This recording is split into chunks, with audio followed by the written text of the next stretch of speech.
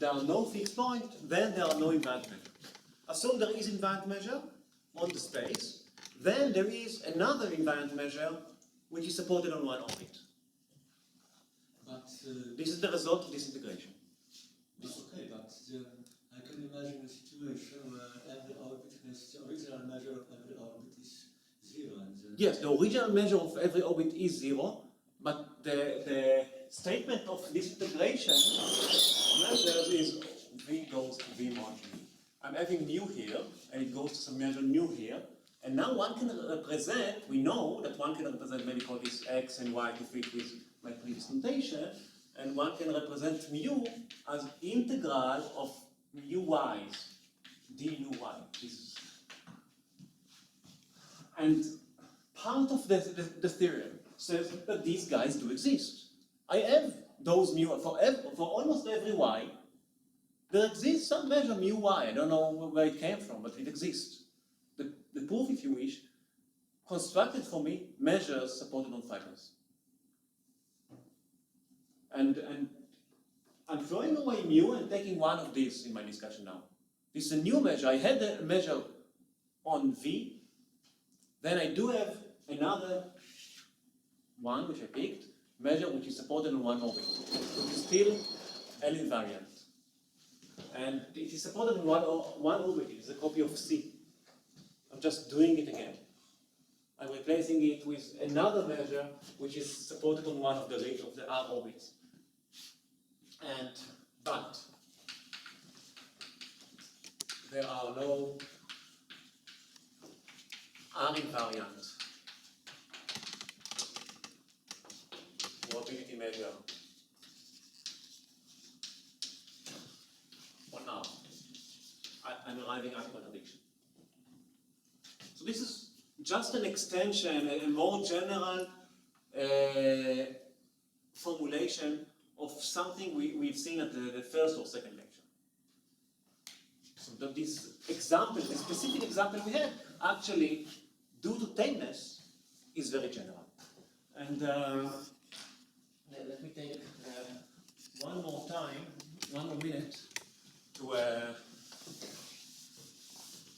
state the theorem that I will discuss tomorrow. Before this, an example.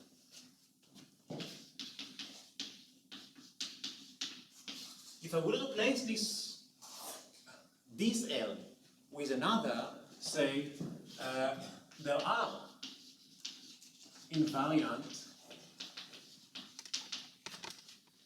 SO2 measure on the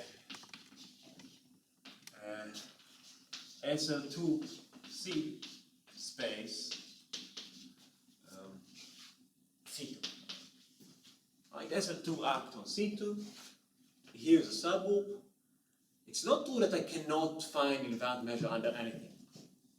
Just take R2 inside the C2, take the circle over there, take the Lebesgue measure on the circle, Lebesgue on the circle.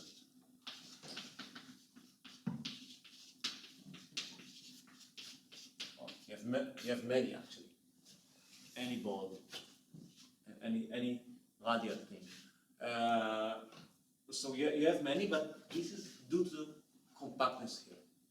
Whenever you have non-compactness, you will have this phenomenon of that you cannot find invariant measures.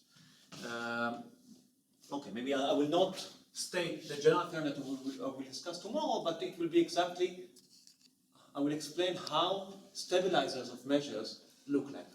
They are all algebraic bicompacts. They all have normal algebraic subgroups, which is co-compact. And now, before letting you go, I want to say some things about a slightly more general theory. I will not write it down. We are done with the algebraic-geometric part of the course. I mean, we had the preliminaries. I'm sorry for not proving this Chevalier thing, but apart of that, we are kind of complete. But we could have taken another approach, and instead of discussing things over algebraic closed field, we could have discussed algebraic varieties over other fields. And it is very natural to discuss, as in my pictures all the time, real points of algebraic varieties, p-adic points of algebraic variety, etc., etc., etc. I didn't get over what fields instead of algebraically closed? So, a priori any, but for that theory, one would study varieties over local fields, or more general, any complete field with an absolute value. This is the natural framework of that theory, where ergodic theory and algebraic geometry meet somehow. This would require some more explanations on my part, so I don't have the time to do so, so I won't. But you should know that the theorem of Chevalley and Tarski, that orbits are locally closed, is correct in a wider generality. It's correct for any action of groups, or real, p-adic, or any group over a field with absolute, complete field with absolute value on an algebraic variety defined over the same field. For local field of characteristic 0, this follows from a classical theorem in Galois cohomology of Boré and Serre about some finiteness. I mean, whenever you have, maybe one should think of R star acting on itself, but not just by shifting or multiplying element, but multiplying element with a square. It will have two orbits, the positives and the negatives. In such phenomena, you will always have finitely many orbits. Same phenomena appears when you study signature of bilinear forms. You have finitely many options. And if you study more general fields, such a theorem is correct also in positive, positive characteristic.